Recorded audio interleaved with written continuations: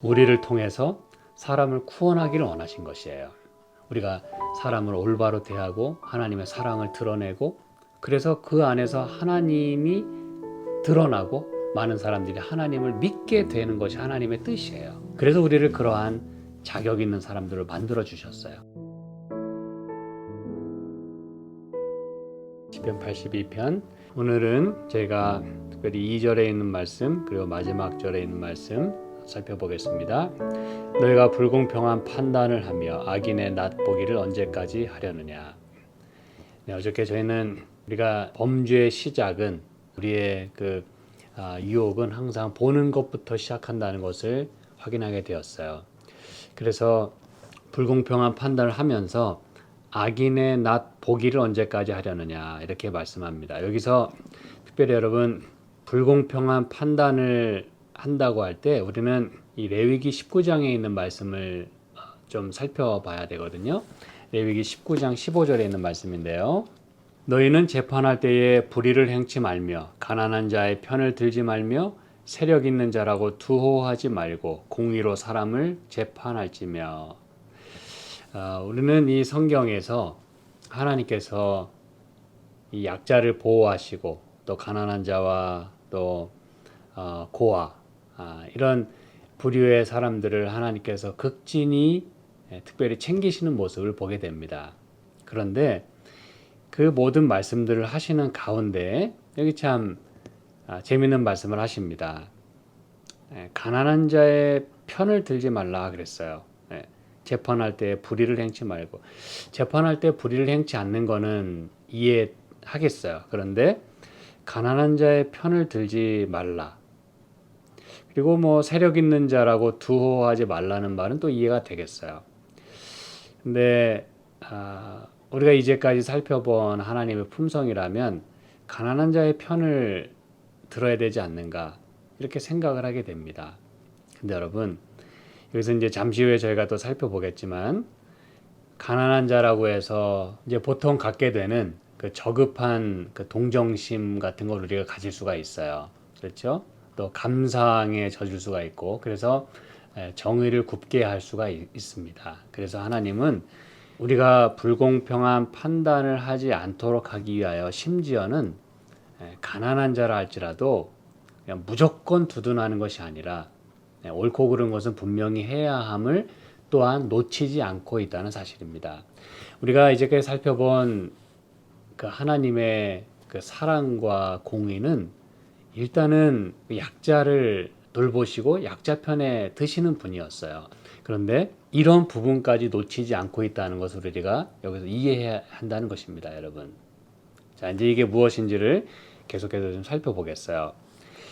우리가 여러분 재판할 때 불의를 행치 않으려면 야고보서 2장에 있는 말씀 또한 우리가 분명히 이해를 해야 합니다. 야고보서 2장. 신약에서는 특별히 이 부분에 대해서 또 뭐라고 이야기하는지, 야고보서 2장 1절부터 보시면 여러분 이제 무슨 얘기가 많이 나오는지를 아시게 될 거예요. 내 형제들아, 영광의 주 곧 우리 주 예수 그리스도를 믿는 믿음을 너희가 받았으니 사람을 외모로 취하지 말라 이렇게 이제 말씀을 합니다.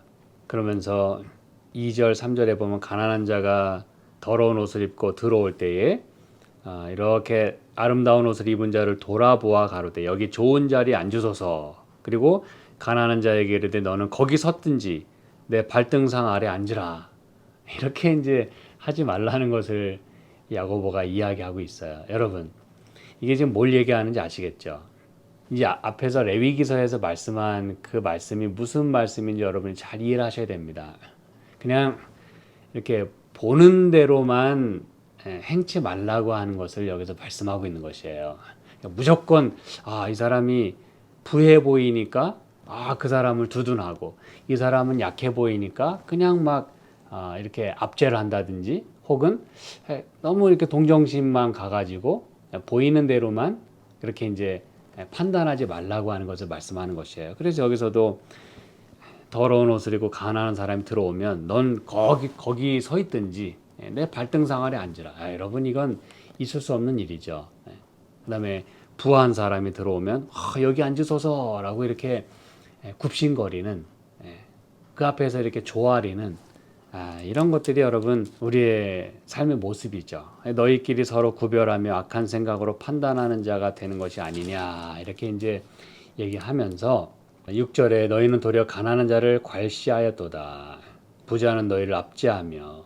자, 그러면서 9절 만일 너희가 외모로 사람을 취하면 죄를 짓는 것이니 율법이 너희를 범죄자로 정하리라. 그래서 여러분 핵심은 포인트는 사람을 외모로 판단하지 말라는 것이에요. 그러면 무조건 오판하게 돼 있다는 것입니다.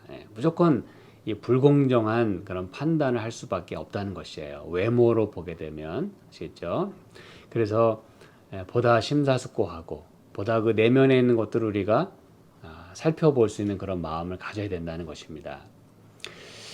그래서 이것은 차별 대우하는 것, 그리고 또 편애하는 것, 이런 모든 것들을 다 포함하는 것이에요. 그렇죠? 어제도 우리는 분명히 보는 것에 살펴보았어요. 그렇죠? 선악과를 따먹을 때도 또 하나님의 아들들이 사람의 딸들의 아름다움을 보고 항상 문제는 그렇게 시작하는 것이죠. 그렇기 때문에 여러분 이 예술가들이 이 공의를 표현할 때 어떻게 여러분 묘사하는지 알고 계시죠? 그렇죠? 앞에 있는 사람이나 물체에 현혹되거나 또 영향을 받지 않도록 하기 위해서 눈을 가리고 그렇죠? 눈을 안대를 가리고 그리고 뭘 들고 있어요? 저울을 이렇게 축혀들고 있는 그런 모습으로 표현을 하는 것입니다. 이건 뭐 눈을 가렸다 그래서 그냥 맹목적이라는 의미는 아니죠. 그렇죠? 그 얘기가 아니라 블라인드 됐다는 얘기가 아니라 영향을 받지 않겠다는 것이에요. 보는 대로 판단하지 않겠다고 하는 것을 말씀하는 것이에요. 그래서 그냥 가난해 보이면 이렇게 하고 또 부해 보이면 또 그 앞에 이렇게 조아리는 그런 판단이 아닌 무조건적인 어떤 그런 맹목적인 그런 판단을 오히려 여기서 배제한다는 것입니다, 여러분. 그 다음에 이 레위기 19장 다시 한번 돌아가시면 거기서 여러분이 한 가지 놓치지 말아야 할 부분이 있기 때문에 제가 말씀을 다시 한번 드립니다. 레위기 19장 15절 너희는 재판할 때에 불의를 행치 말며 가난한 자의 편을 들지 말며 세력 있는 자라고 두둔하지 말고 공의로 사람을 재판할지며 이렇게 이제 말씀합니다. 자, 여러분 여기서 편이라고 하는 이 부분이 여러분이 이게 그 의미로 쓰였을지는 아마 생각을 못 하셨을 거예요. 이게 원문에 보면 얼굴이라고 되어 있습니다. 얼굴. 자, 이게 그럼 무슨 얘기인가? 아까 우리 82편 2절에서도 언제까지 그 불의를 향하고 언제까지 악인의 낯을 보려느냐 그랬잖아요. 악인의 그 낯, 얼굴. 그렇죠? 언제까지 그걸 보겠느냐 그랬어요. 이 얘기는 뭐냐면 우리가 이렇게 사람의 모습을 보고 그거에 따라 이렇게 많이 좌지우지 되는 성향을 가지고 있음을 하나님께서 분명히 여기서 놓치지 않고 지적하고 계시는 것이에요. 놀랍지 않습니까, 여러분? 우리는 많은 경우에 그 사람의 낯을 보고서 많은 경우 이렇게 많이 움직여져요. 영향을 받습니다. 그렇죠? 그래서 이렇게 당당해 보이면 그런 또 이제 거기에 대해서 이렇게 반응하고 싶어 하고 또 너무 측은해 보이면 동정심이 이렇게 생기게 되고 어떤 그런 그 얼굴 그래서 가난한 자의 얼굴을 이렇게 들지 말며 그 얘기거든요.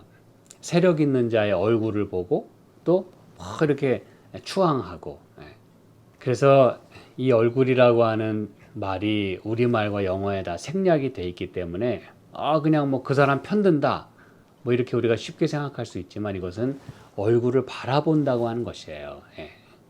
자, 그래서 이 말씀은 또 출애굽기 23장에 같이 또 말씀하고 있어요. 출애굽기 23장 3절에 보니까 가난한 자의 송사라고 편벽되이 두호하지 말지니라.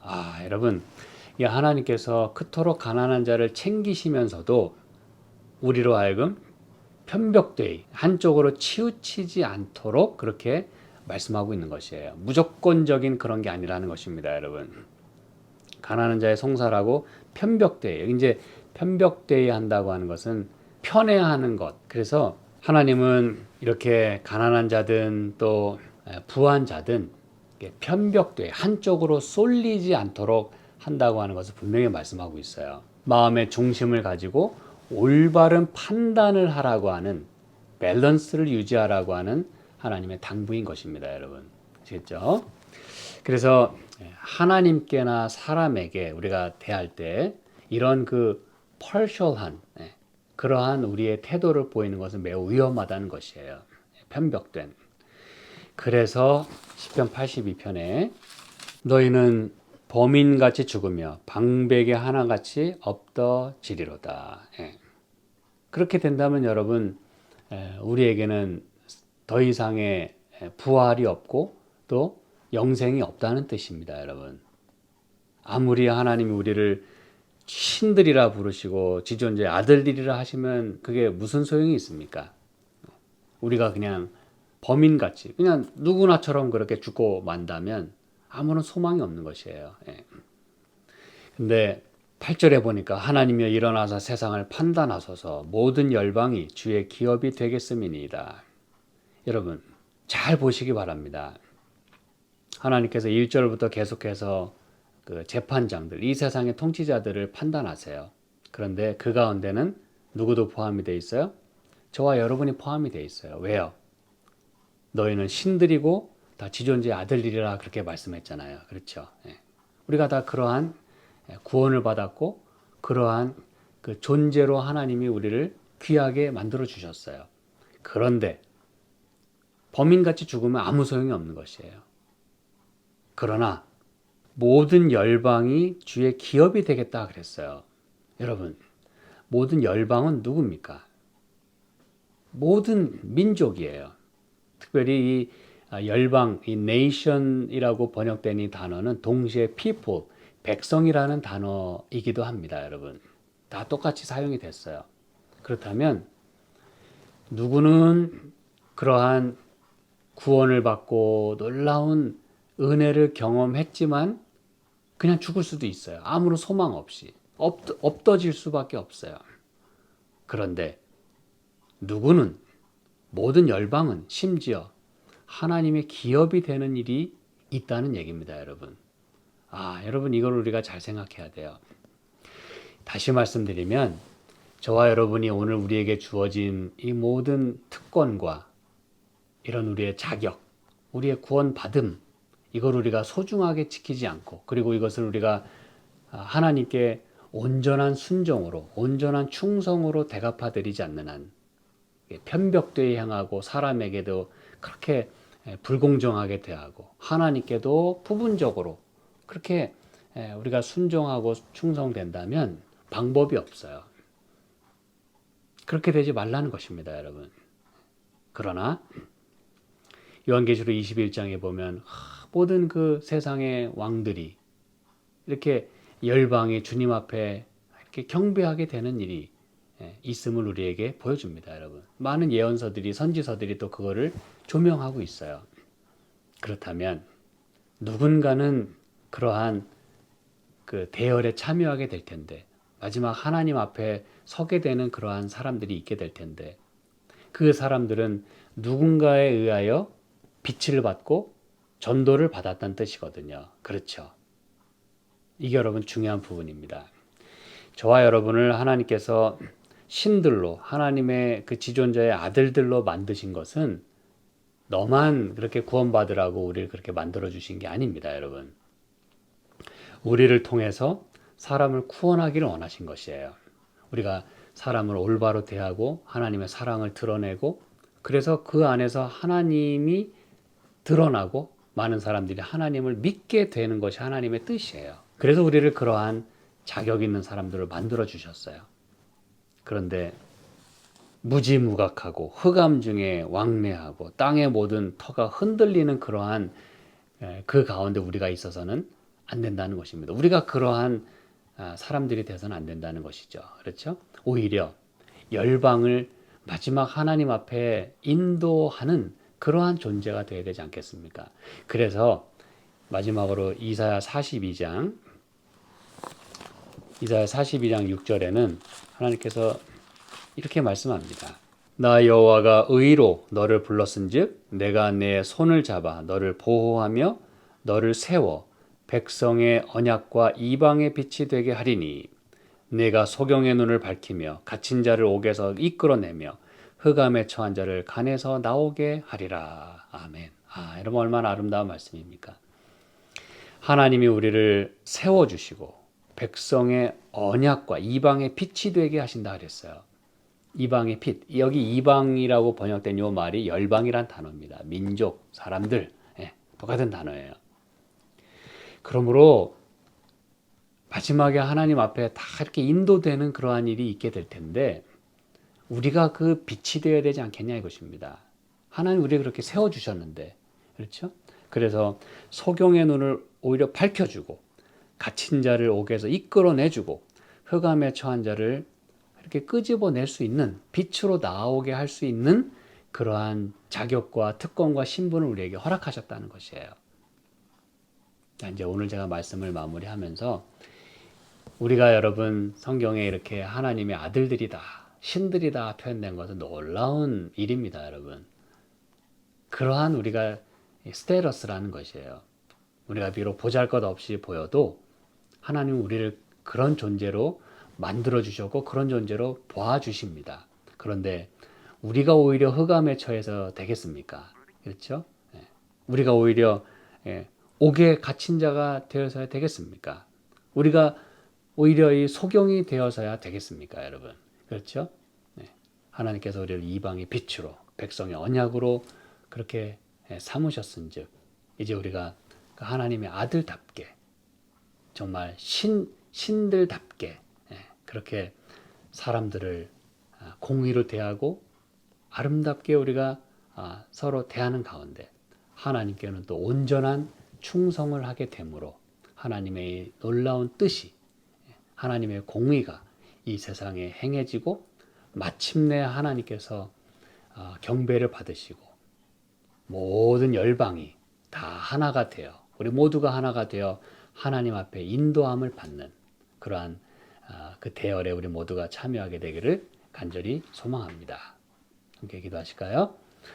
하나님 아버지, 저희를 도와주셔서 오늘 하나님께는 우리가 충성하고 또 사람들에게는 정말 우리가 올바른 그런 대우를 할 수 있는 오늘 하루가 되도록 축복하여 주시옵소서.